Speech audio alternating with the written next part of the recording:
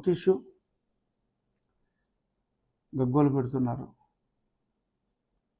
YSR Congress party ఆఫీసుల్ని బద్దలు కొడుతున్నారని.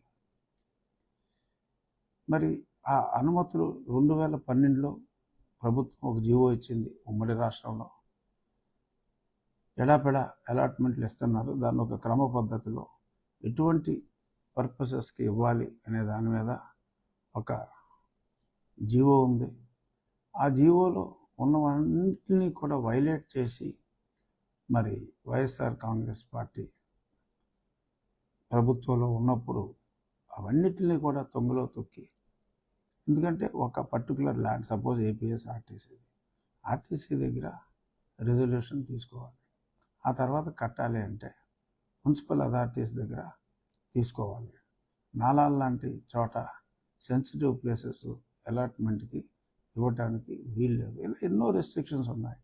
ఇచ్చిన తర్వాత ఇచ్చిన పర్పస్కి ఇచ్చిన వాళ్ళు కట్టాలి. అది వేరే దరఖాస్తుదారుడి పేరు మీదకి వెళ్ళటం, అవి కూడా వాళ్ళ పేపర్లో చూసాం. ఎవరో పేర్ల మీద కడుతున్నారని. ఇవన్నీ అన్యాయాలు, అక్రమాలు. మరి అక్రమాలు జరిగినప్పుడు కూల్చివేయవలసిన బాధ్యత రాష్ట్ర ప్రభుత్వాన్ని. కూల్చకపోతే అది ప్రభుత్వం బాధ్యత రాహిత్యం అవుతుంది. మరి బాధ్యతగా అంటే మరి పర్మిషన్ లేదని ప్రభుత్వం చేత కట్టబడిన, ప్రజల ఖర్చుతో కట్టబడిన ప్రజావేదికని కూల్చిన అద్భుతమైన సంస్కారం ఉన్న జగన్మోహన్ రెడ్డి గారు మరి అక్రమంగా అలొకేషన్లు చేసుకుని, అన్నాకి బేడాకి లీజులు రాసుకొని కోట్ల విలువైన ప్రభుత్వ భూమిని ప్రజా సంక్షేమానికి కాకుండా, అది కూడా ప్రజా సంక్షేమానికే వాడాలని ఉంది, ప్రజా సంక్షేమానికి కాకుండా వ్యక్తిగత పార్టీ, ప్రొప్రైటరీ కన్సర్న్ పార్టీ ఆఫీసులకి అలాట్ చేసి మరి ఎవడి వ్యక్తిగత లబ్ధికి ఇవన్నీ చేస్తున్నారు అనేది ప్రజలు ఆలోచిస్తారు. మీరు కౌంటర్గా మా పార్టీ వాళ్ళు ఏదో ఆఫీసులు పెట్టారని చెప్పి ఏదైనా రాతలు రాసినప్పటికీ విఘ్నులైన ప్రజలు అటువంటి చెడు రాతల్ని నమ్మరు.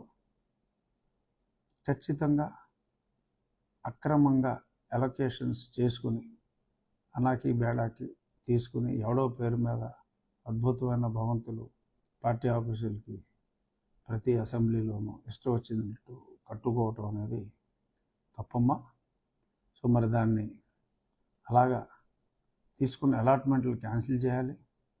మరి ఆ కట్టడాలని వేరే ప్రభుత్వ కార్యక్రమాలకు, ప్రజా సంక్షేమ కార్యక్రమాలకు ఉపయోగపడేలా ఉంటే అలొకేషన్ క్యాన్సిల్ చేసి ఆ భవంతులను వాడుకోవాలి. లేదు అవి నాలాల్లో ఇంకొక చోట అయితే మరి వాటిని కొట్టివేయాలి, తప్పదు. సో కాబట్టి మీరు ఎంత గర్జించినా, మీరు ఎంత ఘీంకరించినా ఉపయోగం లేదండి. ఇక ముగించే ముందు ఒక చిన్న మాట. ఒక ఎమ్మెల్యే, ఇప్పటి మా అందరి సభాపతి ఏమన్నారు, రాజకీయంగా ఇటువంటి పార్టీలు ఉండకూడదు, రాజకీయంగా చంపేయాలి అని అంటే అదేదో వ్యక్తిగతంగా మరి జగన్మోహన్ రెడ్డి గారిని చంపేయాలన్నట్టుగా నన్ను చంపమంటున్నారు అని మాట్లాడటం. మరి 5 ఏళ్ళు నిరాఘంటంగా ముఖ్యమంత్రిగా పరిపాలించిన మీకు ఇంత బేలతనం తగదు. మీరు ఎన్నో అరాచకాలు చేశారు. ఆయన రాజకీయంగా ఎటువంటివి ఉండకూడదన్నారు. మీరు భౌతికంగానే నన్ను నిర్మూలించాలని చూశారు. సో అంచేత మీలాంటి వ్యక్తులు బేలగా చంపుతానంటున్నారు అంటే అది ఎంతో మరి కాస్త ఎబ్బెట్టుగాను, కొంత జుగుప్సాకరంగాను ఉన్నట్టుగా ఉంది. Whatever happened has happened. ఈ బ్రేవ్, బేలతనం వద్దు, జాలి చూపొద్దు. అలాగని గతంలో లాగా క్రూరంగా ఉండమంటలేదు సుమా. Be normal, try to be normal అని